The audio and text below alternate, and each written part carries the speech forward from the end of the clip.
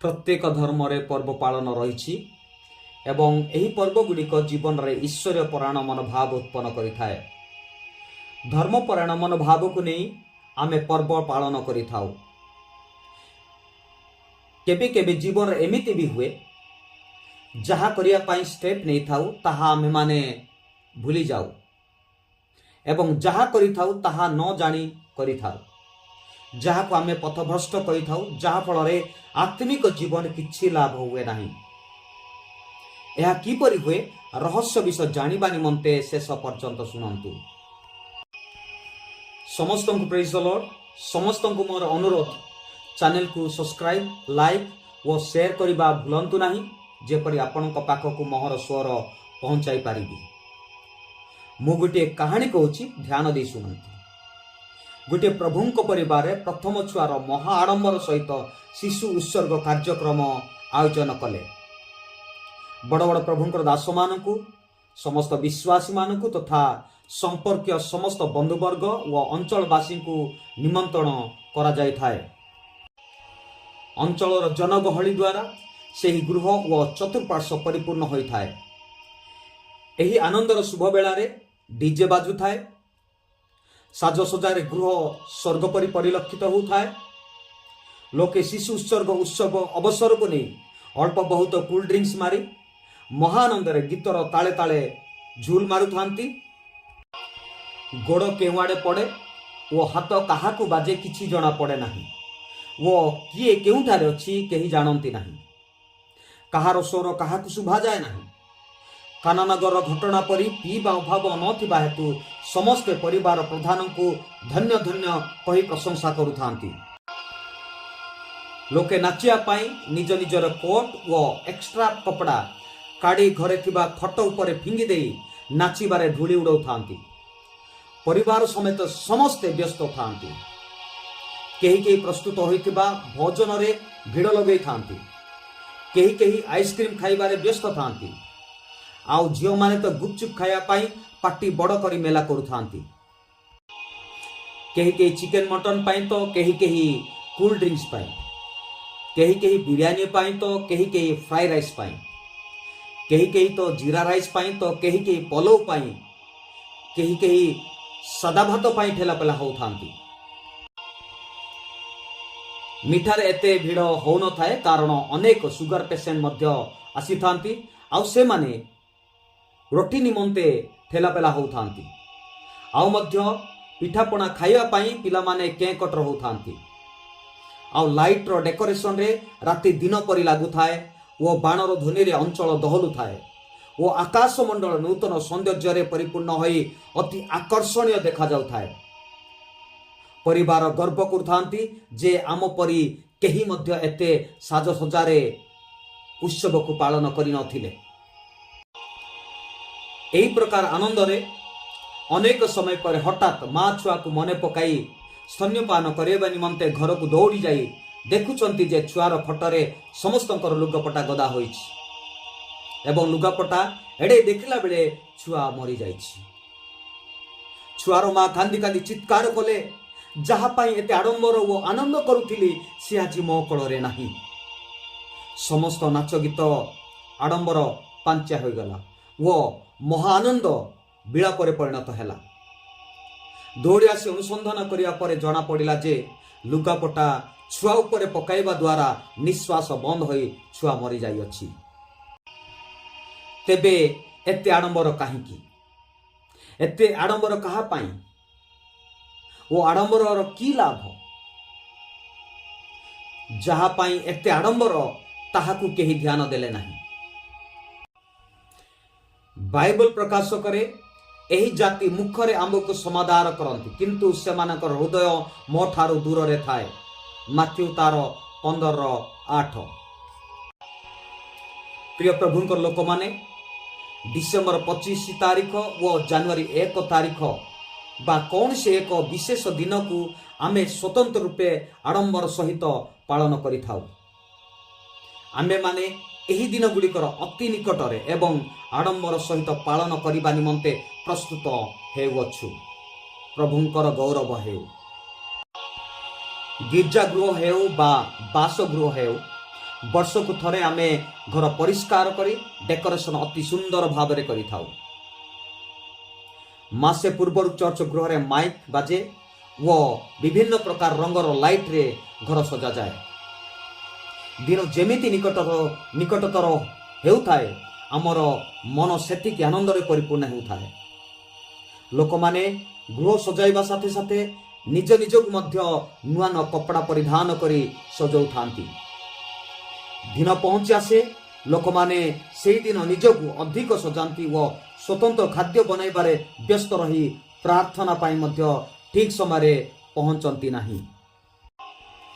ଗିର୍ଜାରେ ବସିବା ସମୟରେ ସେମାନଙ୍କର ମନ ଘରେ ଥିବା ଖାଦ୍ୟକୁ ଜଗି ରହିଥାଏ, କାରଣ ଖାଦ୍ୟ ଯେଉଁଠି ମନ ସେଇଠି। ଆଉ ପାଳକଙ୍କୁ ଆଗରୁ ସୂଚନା ଦିଆଯାଏ, ପାଳକ ଆଜ୍ଞା ଆଜି ବାକ୍ୟ ଟିକେ କମ୍ କରନ୍ତୁ, କାରଣ ଅନେକ ପ୍ରୋଗ୍ରାମ ରହିଛି ଓ ଖାଦ୍ୟ ମଧ୍ୟ ଥଣ୍ଡା ହୋଇଯିବ। ଦିନ ରାତି ଗୀତ ନାଚ ହୁଏ। ଲୋକେ ମନମୁଗ୍ଧ ହୋଇ ଗିର୍ଜାରେ ଦାନ ଦେବାଠାରୁ ଅଧିକ ଏହି ନାଚ ଗୀତରେ ଟଙ୍କାର ବର୍ଷା ବର୍ଷାନ୍ତି। ଯେଉଁମାନେ ଗିର୍ଜାରେ ଘଣ୍ଟାଟେ ବସି ପାରନ୍ତି ନାହିଁ, ସେମାନେ ଘଣ୍ଟା ଘଣ୍ଟା ଧରି ସମୟ ନାଚ ଗୀତରେ ବସି ରୁହନ୍ତି। ଲୋକମାନଙ୍କର ଧ୍ୟାନ ସମ୍ପୂର୍ଣ୍ଣ ନାଚ ଗୀତ, ଖାଇବା ପିଇବା, ପିଠାପଣାରେ ରହିଥାଏ। ମୋର ଅର୍ଥ ଏହା ନୁହେଁ ଯେ ଆମେ ନାଚ ଗୀତ, ଖାଇବା ପିଇବା, ପିଠାପଣା କରିବା ଭୁଲ, କିନ୍ତୁ ଏହି ସମସ୍ତ ବିଷୟରେ ଲିପ୍ତ ରହି ଆମେ ଯେଉଁ ପ୍ରଭୁଙ୍କର ସେବା କରୁ ସେହି ପ୍ରଭୁଙ୍କ ଉପରେ ଆମର ଧ୍ୟାନ ନଥାଏ। ପ୍ରଭୁଙ୍କ ଉପରେ ଆମର ମନ ନଥାଏ, ତେବେ ସେବାର କି ଲାଭ? ବାଇବଲ କୁହେ,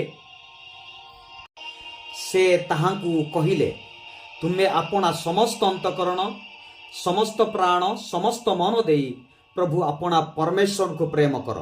ମାଥ୍ୟୁ ତାର 22:37। ଆମ୍ଭେମାନେ ମାର୍ଥାଙ୍କ ପରି ଅନ୍ୟାନ୍ୟ ବିଷୟରେ ଲିପ୍ତ ରହି ଈଶ୍ୱରଙ୍କର ବାସ୍ତବ ସେବା କରିନଥାଉ। ଆମେ ମରିୟମଙ୍କ ପରି ଉତ୍ତମ ବିଷୟ ମନୋନୀତ କରିବା ଆବଶ୍ୟକ। ଆମେ ଖାଇବା ପିଇବା, ମଜା ମଜଲିସରେ ସମୟ ବିତାଇଥାଉ, କିନ୍ତୁ ଈଶ୍ୱରଙ୍କ ପାଇଁ ସମୟ କାହିଁ? ଆସ ଆମେ କେତୋଟି ବିଷୟରେ ନିରୀକ୍ଷଣ କରି ଆମର ଆତ୍ମିକ ସେବାକୁ ମୂଲ୍ୟାଙ୍କନ କରିବା। ଆମେ ନିଜ ଗୃହ ଓ ଚର୍ଚ୍ଚ ଗୃହ ସଜାଉ, କିନ୍ତୁ ଆମର ହୃଦୟ ଯେ ଈଶ୍ୱରଙ୍କ ମନ୍ଦିର ଓ ଗୃହ ଅଟେ, କ'ଣ ଆମେ ତାହା ସଜାଉ କି? କିନ୍ତୁ ବାଇବଲ କୁହେ, ତୁମେମାନେ ଏହି ବର୍ତ୍ତମାନ ଯୁଗର ଅନୁରୂପୀ ହୁଅ ନାହିଁ, କିନ୍ତୁ ଯେପରି ତୁମେମାନେ ଈଶ୍ୱରଙ୍କ ଇଚ୍ଛା କ'ଣ, ଅର୍ଥାତ୍ ଉତ୍ତମ, ସୁଗ୍ରାହ୍ୟ ଓ ସିଦ୍ଧ ବିଷୟ କ'ଣ, ଏହା ପରୀକ୍ଷା କରି ଜାଣିପାର। ଏଥି ନିମନ୍ତେ ଆପଣା ମନର ନୂତନୀକରଣ ଦ୍ୱାରା ପରିବର୍ତ୍ତିତ ହୁଅ। ରୋମିଓ ତାର 12:2। ଅତଏବ ହେ ଭାଇମାନେ, ମୁଁ ତୁମମାନଙ୍କୁ ଈଶ୍ୱରଙ୍କ ଦୟା ହେତୁ ବିନତି କରୁଅଛି, ତୁମେମାନେ ଆପଣା ଶରୀରକୁ ସଜୀବ, ପବିତ୍ର ଓ ଈଶ୍ୱରଙ୍କ ସୁଗ୍ରାହ୍ୟ ବଳି ରୂପେ ଉତ୍ସର୍ଗ କର। ଏହା ତ ତୁମମାନଙ୍କର ଯୁକ୍ତିଯୁକ୍ତ ଉପାସନା। ରୋମିଓ 12:1। ତେବେ ଆମେ କେଉଁ ପ୍ରକାରର ଉପାସନା କରିଥାଉ? ଆମେ ନିଜ ଗୃହ ଓ ଚର୍ଚ୍ଚ ଗୃହ ପରିଷ୍କାର କରିଥାଉ, କିନ୍ତୁ ଆମର ହୃଦୟ ଯେ ଈଶ୍ୱରଙ୍କ ମନ୍ଦିର ଓ ଗୃହ ଅଟେ, କ'ଣ ଆମେ ତାହା ପରିଷ୍କାର କରିଥାଉ କି? ଦୁଃଖର ବିଷୟ, ପର୍ବର ନାମ ନେଇ ଈଶ୍ୱରଙ୍କ ନାମରେ ଏହି ଦିନମାନଙ୍କରେ ମଦ ଓ ନିଶାଦ୍ରବ୍ୟ ଅତ୍ୟଧିକ ସେବନ କରାଯାଏ। ରିସର୍ଚ୍ଚ ଅନୁସାରେ କେରଳରେ ଅନ୍ୟାନ୍ୟ ପର୍ବ ଦିନ ଅପେକ୍ଷା ଏହି ଖ୍ରୀଷ୍ଟମାସ ଦିନ ଅଧିକ ମଦ ବିକ୍ରି ହୁଏ। ଆଉ ଏହି ମଦ କିଏ ପିଅନ୍ତି ଆପଣମାନେ ଗେସ୍ କରୁଥିବେ। ତେବେ କ'ଣ ଏହା ଈଶ୍ୱରଙ୍କର ସେବା? ଆମେ ନିଜ ଗୃହ ଓ ଚର୍ଚ୍ଚ ଗୃହ ଅତି ସୁନ୍ଦର ଭାବରେ ବିଭିନ୍ନ ପ୍ରକାରର ଆଲୋକ ଓ ସାଜସଜ୍ଜାରେ ସଜେଇ ଆଲୋକିତ କରିଥାଉ, କିନ୍ତୁ ବାଇବଲ କୁହେ, ସେହି ପ୍ରକାରେ ତୁମମାନଙ୍କର ଆଲୋକ ଲୋକମାନଙ୍କ ସାକ୍ଷାତରେ ପ୍ରକାଶ ପାଉ, ଯେପରି ସେମାନେ ତୁମମାନଙ୍କର ସତ୍କର୍ମ ଦେଖି ତୁମମାନଙ୍କ ସ୍ୱର୍ଗସ୍ଥ ପିତାଙ୍କର ମହିମା କୀର୍ତ୍ତନ କରିବେ। ମାଥ୍ୟୁ 5:16। ତେବେ ଆଲୋକ ସଦୃଶ ସତ୍କର୍ମ ଏହି ପର୍ବପର୍ବାଣୀରେ ଲୋକମାନଙ୍କ ସାକ୍ଷାତରେ ପ୍ରକାଶ ପାଉଅଛି କି?